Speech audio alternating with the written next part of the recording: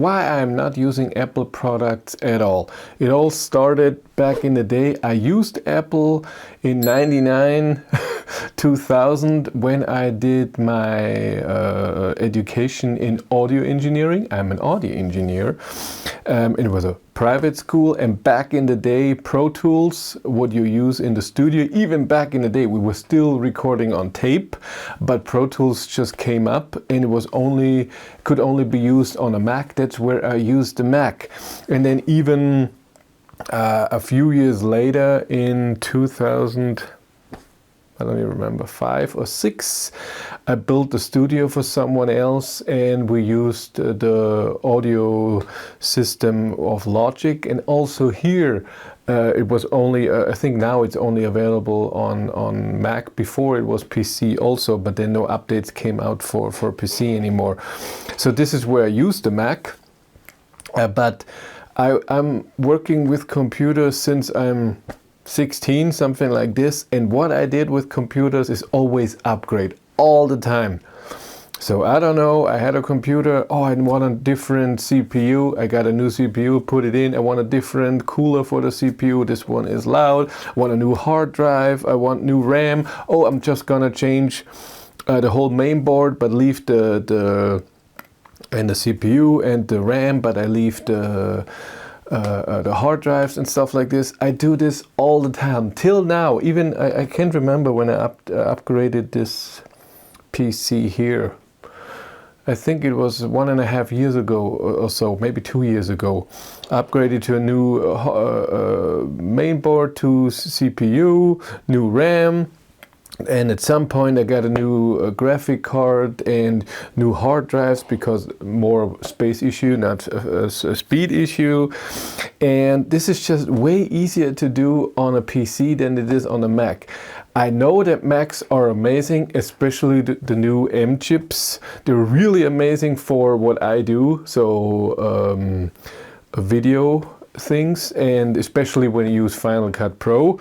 If you use, like me, Adobe Premiere, it's I don't know how it's there, but the M chips on Mac are amazing. I'm not a fan of a laptop. I don't need to bring stuff. It's amazing for someone who's filming something and then editing on the flight or on a train or in the car as a passenger. I don't do that. I film, I come home here, I edit. So I want a normal PC here. I want a lot of screens.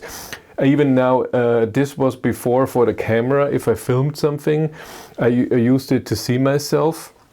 But now I use it as a 4th monitor for this computer. So I have 4 monitors connected to this computer on the graphic card. And by the way, I'm thinking of upgrading again. And I don't have to buy a whole system. I want mainboard, CPU, RAM. All the hard drives I will keep, maybe a graphic card at some point, but I don't even know. So I don't need to upgrade, so I don't know if I will do it. It's just a thought, because it works fine for me. I'm okay with the waiting times that I have. But I also had iPhone 3G, I think was the name, very, very long time ago, and it was extremely annoying back in the day to get a file onto the phone if I had it on the computer. I know that now, if you own a Mac and you have an iPhone and you have your Apple Watch and I don't know what's there, if you are in this ecosystem, it's very easy to change stuff. And I get that in North America everyone has iPhones. In Europe it's a bit different. I don't have an iPhone, I don't have a Mac, I don't need it. My biggest problem with Apple is, yes, there are on most things better, but they cost way more than they are better. So a MacBook costs way more than something else, and it is better for some things but not for everything. And then upgrading it's hard, it's expensive. Storage is extremely expensive. The same for the iPhone. It's a great phone, but it's not amazingly better for what I need it for. So why would I pay that much? I don't get it. And this all those things made in my head the thought, Apple products expensive for what they do. Yes, they're great, but they're way too expensive, and I don't get it. And that's why I don't want to use an iPhone, or I don't need a watch. I don't have an Apple Watch. I see a lot of young people doing that. They have a MacBook, especially when they're on YouTube. They have an iWatch, they have an iPhone, and so on. I don't want that. I don't need it. I'm fine with this, and I know that I can just go in and change stuff. And that's not so easy when you have a Mac Pro, for example.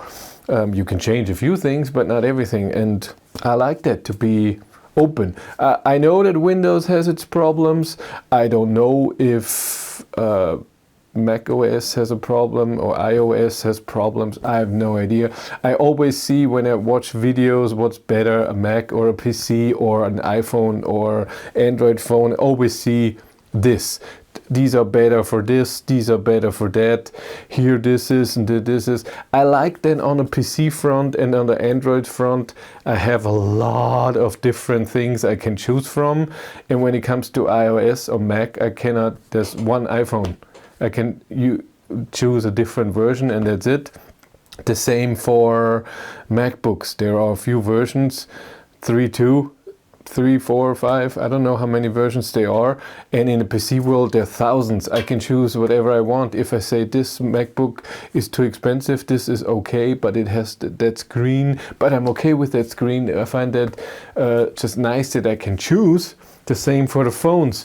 I was never into that. When it comes to rendering or working with video editing, it's just, it all depends what you're exactly doing. I think that a Mac could be better, but not in all cases. But overall, I think Macs on some things are just better. But it just costs too much. And then if I want to upgrade, when it's a MacBook, it's hard to upgrade. And if it's a Mac Pro, that's very expensive. I just don't want to pay for something that I cannot upgrade very easily. It's not my thing, and I get it. With phones it's the same. I cannot upgrade this phone and I cannot upgrade an iPhone. That's the same for me. I know with repairs that Apple is not very keen on repairing stuff. They got a bit better, but not really.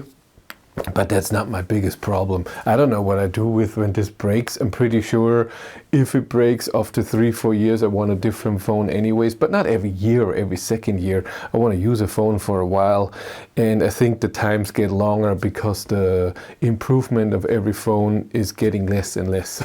So to the point where I need it. I don't need to play games. I don't need to have the best camera in the world and the best screen. So I think it's fine.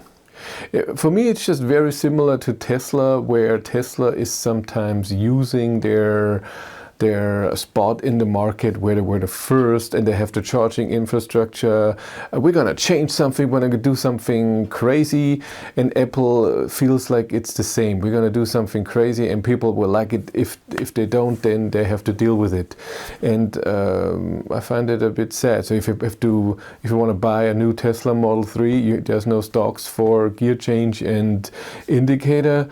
And the same for an Apple iPhone. A few years ago, you don't get a charger. You have to buy it yourself, and the old charger, the cable doesn't fit, so you have to do stuff. It's just and we don't give it a headphone jack. I don't know. I get it. Everyone is now using Bluetooth, but if you are someone who wants to do that, you can't on new phones. And sad is that other manufacturers were following Apple in that way. But that's just my take. I'm happy with my PC, I'm happy with my Android phone. I don't need Apple in my life. I'm fine with it. I don't have 10 million friends where I want to airdrop files, and I also don't use FaceTime. There's so many apps, WhatsApp, Telegram, and I don't know, other messengers where you can do video phoning as well, so I don't have a problem with it. Okay, that's it to me. Thank you much for watching. Have a great day and take care. Bye.